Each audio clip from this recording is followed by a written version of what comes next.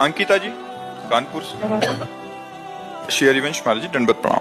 महाराज जी असल में कृपा का स्वरूप क्या है? क्या प्रतिकूलता के समय प्रभु का स्मरण होना कृपा है या उनका अनुभव हो रहा है यही कृपा है?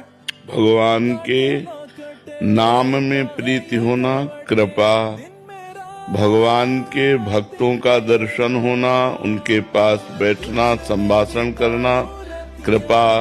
अब मोहि भा भरोस हनुमंता, बिनु हरि कृपा मिले नहीं संता। संतों का मिलना भगवान की कृपा। हरिवंश कृपा हरिवंश कहें, हरिवंश कहें हरिवंश लहें।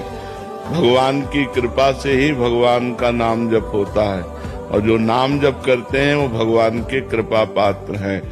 श्री राधिका कृपा बिनु सबके मनन अगम्य, प्रथम यथामति प्रणवों श्री वृंदावन अति रम्य। वृंदावन आना, वृंदावन में दर्शन करना, वृंदावन में बैठना, ये सब श्री किशोरी जी की कृपा। तो हमें मनुष्य जन्म कृपा से मिला, साधु संग कृपा से मिला, नाम जप कृपा से मिला, भगवत धाम कृपा से मिला, ये कृपा है। और अनुकूलता और प्रतिकूलता ये पाप और पुण्य के परिणाम से प्राप्त होते हैं। अगर इन दोनों परिस्थिति में हम भगवान का नाम स्मरण करें तो हम भगवान के कृपा पात्र हैं। अनुकूलता में भोगों में फंसकर भगवान का विस्मरण हो जाता है, प्रतिकूलता में विपत्ति और दुख ऐसा पीड़ित करते हैं कि भगवान का विस्मरण हो जाता है। ये कच्चाई है।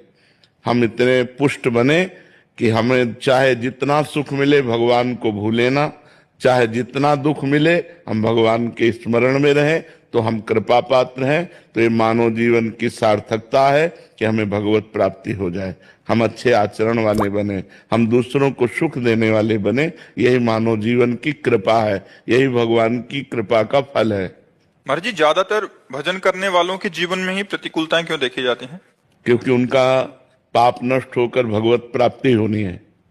अनेक जन्मों के पापों का नाश करके अब आखिरी जन्म है, भगवान का साक्षात्कार होना है, भगवान का साक्षात्कार होकर जन्म मरण से मुक्त हो जाना है। इसलिए थोड़ा थोड़ा उनका बहुत बड़ा हिसाब थोड़े थोड़े में भोगवा कर उनको पावन कर दिया जाता है।